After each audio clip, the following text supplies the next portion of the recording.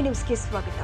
ರೈತರಿಗೆ ಮಾರಕವಾಗಿರುವ 3 ಕೃಷಿ ಕಾಯ್ದೆಯನ್ನು ಸರ್ಕಾರ ರದ್ದು ಮಾಡಬೇಕು ಅಂತ ಕರ್ನಾಟಕ ರಾಜ್ಯ ರೈತ ಸಂಘ ಹಾಗೂ ಹಸಿರು ಸೇನೆಯ ರಾಜ್ಯಾಧ್ಯಕ್ಷ ಕೋಡಿಹಳ್ಳಿ ಚಂದ್ರಶೇಖರ್ ಒತ್ತಾಯಿಸಿದ್ದಾರೆ. ಶನಿವಾರ ಬೆಳಗಾವಿಯಲ್ಲಿ ಸುದ್ದಿಗಾರರೊಂದಿಗೆ ಮಾತನಾಡಿದರು. ಕಳೆದ 2022ರಿಂದಲೂ ಕೂಡ ಕೃಷಿ ಮಸೂದೆ ಕಾಯ್ದೆಯ ವಿರುದ್ಧ ರೈತರು ಹೋರಾಟ ಮಾಡಿಕೊಂಡು ಬಂದಿದ್ದಾರೆ.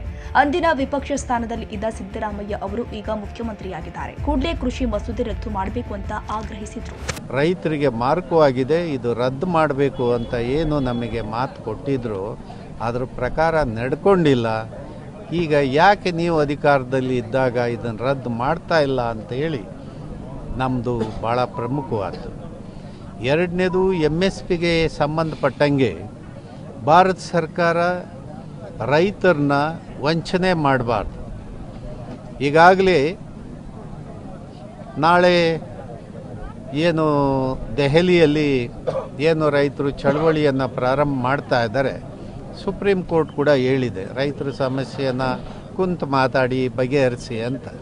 ರೈತರಿಗೂ ಹೇಳಿದ್ದಾರೆ ನೀವು ಶಾಂತಿಯುತವಾಗಿ ಮಾಡಿ ಅಂತ.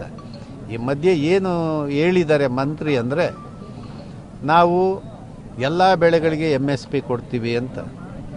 MSP ನೀವು ಕೊಡೋದು ಅದು ಯಾವ ಲೆಕ್ಕನೂ ಅಲ್ಲ, ಯಾವ ಅಳತೆಗೋಲು ಅಲ್ಲ. ಅದಕ್ಕೆ ಡಾಕ್ಟರ್ ಸ್ವಾಮಿನಾಥನ್ ಅವರು ಹೇಳಿರೋ ಪ್ರಕಾರ ಈಗಾಗಲೇ ಸ್ವಾಮಿನಾಥನ್ ವರದಿ ಕೊಟ್ಟು 23 ವರ್ಷ ಆಗಿ 24ನೇ ವರ್ಷ. ಈಗ ಅವರು ಹೇಳಿರೋದು C2+50 ಆ ಮಾನದಂಡದಲ್ಲಿ ರೈತನ ಉತ್ಪನ್ನಗಳಿಗೆ ಬೆಲೆ ನಿಗದಿ ಮಾಡಬೇಕಂತ.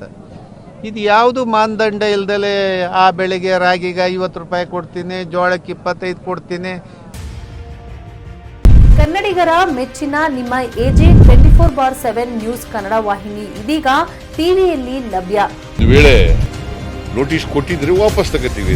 ಇವತ್ತು ವಕ್ಫ್ ಪ್ರಾಪರ್ಟಿ ಅಂತೇಳಿ ಬರ್ತದೆ ಅಂತ ಹೇಳಿದ್ರೆ ರೈತರು ಬೀದಿಗೆ ಬಂದ್ರೆ ಏನ್ ಮಾಡ್ಬೇಕಾಗುತ್ತೆ? ಯಾರು ವೋಟ್ ಹಾಕಲಿಲ್ಲ ಅಂದ್ರೆ ಗ್ಯಾರಂಟಿನೆಲ್ಲ ಸ್ಟಾಪ್ ಮಾಡ್ಬಿಡ್ತೀವಿ.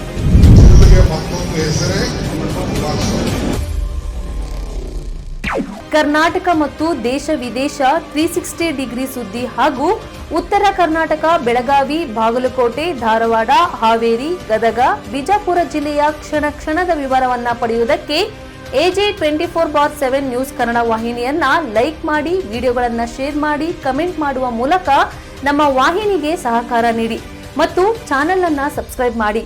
ಧನ್ಯವಾದಗಳು.